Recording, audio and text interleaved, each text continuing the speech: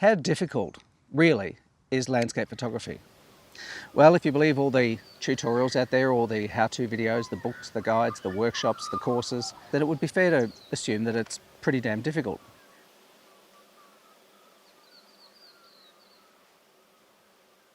Now, granted, of course, there are technical aspects to photography which, once mastered, help you to realise your vision of what it is that you're seeing and how you want to capture it. Learning the exposure triangle, aperture, shutter speed, ISO, and then learning focal lengths and that sort of stuff and how they impact the scene. All of these things, of course, can contribute to how effectively you capture what it was that you saw that captivated you. But at its core, landscape photography is just the practice of noticing things, of exploring the landscape, wandering around, and seeing what captivates you.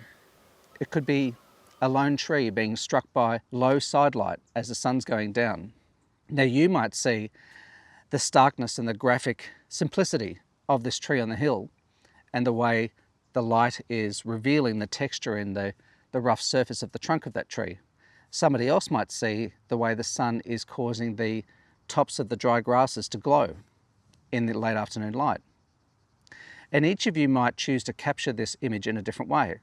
And it doesn't mean that one is better than the other, or one is correct and the other is incorrect. Now, if it was the tree that captivated your attention, you might choose to photograph that in a different way. You might choose to crop in tighter on that. You might choose to eliminate most of the foreground, which captivated the interest of somebody else. You might choose to eliminate all the colour in that image to make it more of a stark graphical representation of what captivated you when you saw that. You might do the opposite and choose to boost the colours. There are all different ways of both capturing an image and processing that image to amplify what it was that captivated you in the first place. So at its core, landscape photography is actually incredibly simple. It is wandering about in the landscape in a very calm and deliberate fashion, enjoying what you see around you and taking the time to notice what you see around you and what really interests you. And then I would say the next step of that is simply looking at different elements of a scene through the lens of a camera, playing around with different focal lengths perhaps until you become familiar with them, to see which angle, which position, which focal length best amplifies what it is that captivated you. And so ultimately I would say that the most important thing in landscape photography, first and foremost, is the ability to see, to be able to slow down enough, to wander around enough, to see things from different angles, to actually see the photographs that exist in a scene. And secondly, it is to narrow in on and hone in on what your subject actually is. What was it that captivated you? Was it a single element in the scene? Was it an arrangement of elements? Was it the way the light struck a particular part of the scene? Was it the relationship between shapes or lines that captivated you? So aside from developing the ability to see images within a scene, the next most important to me is understanding what is the subject. What is it that I want to share with somebody here? And what can I eliminate in the periphery that distracts from what it is that I want to show? I think they're the two most important elements in landscape photography, and they're not particularly hard to master. All they take is patience and the ability to think what matters here and what distracts from what matters, and then hone in on what matters. And how you position yourself relative to the subject and what focal length you use and how you crop your image, how you present the image. All of these things are going to contribute to how effectively you amplify what it was that captivated your interest. Now, of course, there are technical aspects to photography which, once mastered, help you to better communicate what it is that you want to share with people. Aperture, ISO, and shutter speed.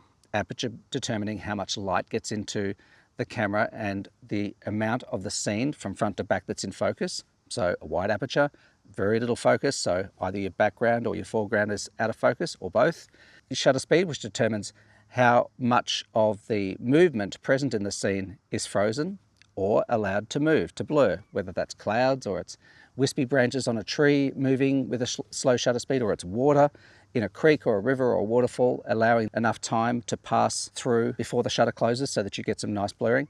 So that's shutter speed, and then of course ISO is the sensitivity of the sensor capturing that light. And I tend to operate with my ISO set to automatic and then focus on one of the other two things that is most important to me. And I actually produced a very simple little guide about this called the 4 questions, which you need to ask when you approach a scene. And after a while, you do this sort of methodically, it just becomes second nature. You walk up to a scene and you know exactly, okay, how do I answer these 4 questions? And one of those questions is, of course, what is my subject? How do I hone in on my subject? And the other one is, what is my exposure priority? Is determining the amount of the scene that's in focus. Is that the most important thing? Is freezing or allowing movement in the scene to be blurred or frozen? Is ultimate image quality the most important thing, or do I not care about the amount of digital noise in the image? These kinds of things are all sort of fundamental to photography of any kind, but especially landscape photography. But ultimately, I guess the thing that I just want to convey is not to get too hung up on the perceived difficulty of landscape photography, because ultimately it's as simple as you want to make it. And the best way to become good at it is to become effective at seeing images within a scene, to be patient enough to walk around, look at it from different angles, and imagine it with different amounts of the scene cropped out of the image, zooming in with different focal lengths, getting a feel for things like that, and just experimenting. I mean, this is the beauty now of digital photography, is it doesn't cost hardly anything to experiment. You can take as many images as you like.